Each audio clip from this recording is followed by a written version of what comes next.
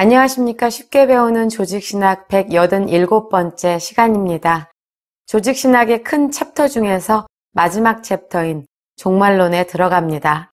마지막에 되어질 일들에 관한 내용은 비단 기독교에만 독특하게 존재하는 것은 아닙니다. 개인적이건 민족적이건 인간이 자기 삶에 대한 진지한 반성이 있는 한 어디에서든 발견되는 것이 나는 어디서 왔는가, 어떻게 해서 지금과 같은 존재가 되었는가 하는 물음입니다.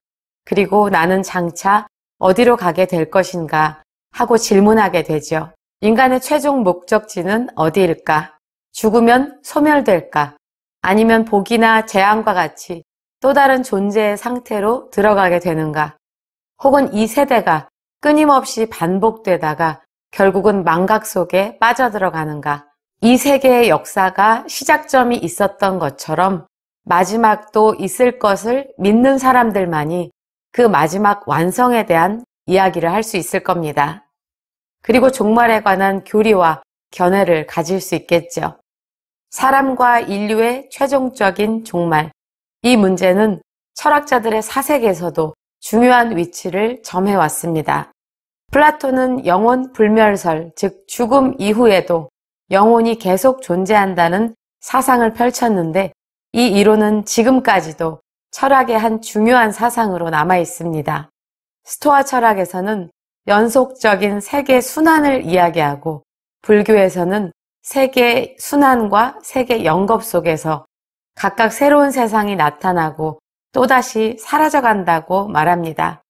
심지어 칸트에게서도 이 세계의 탄생과 죽음에 관한 사색이 발견됩니다. 우리가 종말론적인 개념을 접할 수 있는 것은 역시 종교입니다. 그것이 원시적이던 좀 더 발전된 것이던 거짓 종교에서도 그들 나름의 종말론을 갖고 있습니다. 불교는 열반, 이슬람교는 감각적인 낙원, 인디언들에게는 행복한 사냥터가 있습니다. 이렇게 종말론은 늘 존재해 왔습니다. 하지만 이들 종교에서는 모든 것이 모호하고 불확실합니다. 마지막에 될 일들에 관한 교리가 매우 정확하고 또 그 교리가 신적인 기원을 가진 것을 확신할 수 있는 것은 오직 기독교 신앙뿐입니다. 막연하고 불확실한 종말에 집을 짓는 것을 그만두고 하나님의 말씀인 튼튼한 반석, 그리고 믿음의 선진들이 세심하게 성경을 연구한 그 신학 위에서 종말론을 다뤄보려고 합니다. 전반적으로 볼 때 기독교회는 교회의 장래와 그리스도인 개인의 장래에 대한 영광스러운 예언을 한 번도 잊은 적이 없습니다. 세상의 근심과 세상의 쾌락 속에서 장래에 대한 생각을 간혹 잊어버릴 수는 있지만 종말에 대한 말씀으로 위로를 받고 다시 소망 중에 거해왔습니다. 교회가 태만한 적이 있었다고 할지라도 이런 기독교적인 소망이 아주 사라진 적은 없습니다. 교회사를 통해서 볼 때 종말론이 기독교 사상의 중심적인 위치를 점한 적은 없습니다. 다른 교리들은 모두 교회 역사에서 특별한 발전을 가졌지만 종말론은 그렇지 않았습니다. 종말론 사상의 역사를 간단하게 세 단계로 구분해 보겠습니다. 먼저는 사도시대로부터 5세기 초까지입니다.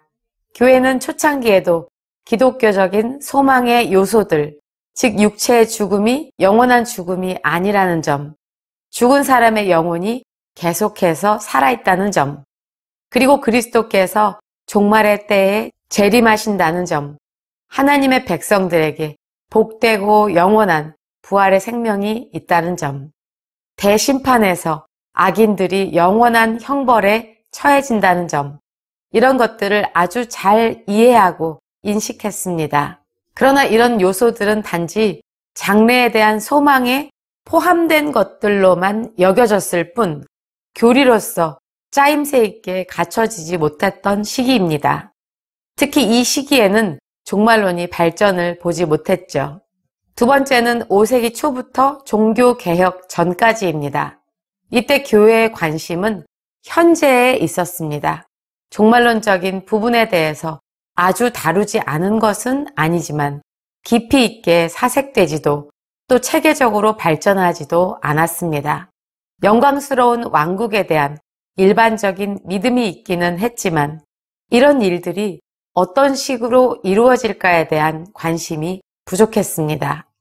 종교개혁이 있기 전까지 교회는 교회 밖에는 구원이 없다는 사상과 교회가 장래를 위한 합당한 교육훈련을 결정할 수 있다는 사상을 가졌었습니다. 특히 죽음 이후에 있을 중간기, 특히 연옥설에 대한 관심이 많았죠.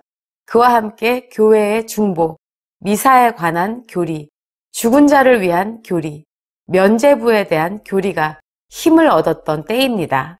한마디로 교회 지상주의가 득세했던 시기입니다. 마지막으로 종교개혁 이후에 현재까지의 시기입니다. 종교개혁으로 인해서 굉장한 변화가 있었다는 것은 우리 모두가 잘 알고 있습니다. 하지만 종교개혁 초기의 신학자들은 성도의 영화라는 면을 다루면서 종말론을 따로 다루지 않고 성령론, 즉 구원론의 한 부분으로 취급했습니다. 여전히 이때도 종말론에 관한 관심이 부족했고 이슈로 대두되지 않았던 때입니다. 종교개혁자들은 그리스도의 재림, 부활, 최후의 심판, 그리고 영생이라는 관점을 받아들였고 로마 캐톨릭이 말했던 중간기 상태, 연옥설을 거부했습니다. 당시의 자유주의 신학은 예수님의 윤리적인 가르침에만 집중했기 때문에 종말론에 관심이 없었습니다. 내세성 대신에 현세성만을 강조했고 영생에 대한 복된 소망은 철저하게 현세적인 하나님 나라에 대한 사회적인 희망으로 대치되었습니다. 그리고 죽은 자의 부활과 미래의 영광을 기대하는 확신은 아마도 지금 누리는 것보다 훨씬 좋은 것을 하나님이 예비하고 계실지도 모른다라는 막연한 믿음만을 가졌었습니다. 오늘날의 개혁주의 조직신학 학자들은 종말론에 관심을 가집니다. 왜냐하면 종말론은 교의 신학의 최종적인 결론으로서 도달해야 할 신학의 한 분야이기 때문입니다. 종말론은 조직 신학의 각 부분과 연결됩니다. 하나님이 행하신 일들, 그것이 최종적으로 어떻게 이루어지고 하나님이 어떻게 영광을 받으시는가 하면서 종말론과 신론이 연결됩니다. 죄의 파괴적인 영향이 어떻게 완전히 극복되는가 하면서 인간론과 종말론이 연결됩니다. 그리스도의 사역이 어떻게 완전한 승리를 거두는가 하면서 기독론과 연결되고 하나님의 백성의 완전한 구속과 영화에 있어서 성령님의 사역이 어떻게 나타나는가 하는 문제로 성령론과 연결됩니다. 교회의 최종적인 성화의 문제도 마찬가지죠. 이 모든 문제들은 종말론을 교의 신학의 정수로 삼고 그 속에서 해답을 찾을 수 있는 문제들입니다. 사실 종말론은 다른 교리의 파트들을 조명해 줍니다. 어떻게 이것이 연결되고 일맥하느냐를 찾는 것은 어렵지 않습니다. 종말론은 결코 실현되지 않는 이상 이런 개념이 아니라 완전한 실제입니다. 하나님과 인간의 교제라는 이 사실이 축소되지 않고 제대로 다루어지는 시간이 되기를 바랍니다. 오늘 서론 말씀을 마칩니다. 다음 시간에 뵙겠습니다. 뉴욕 핸더슨 신학교의 이드보라였습니다.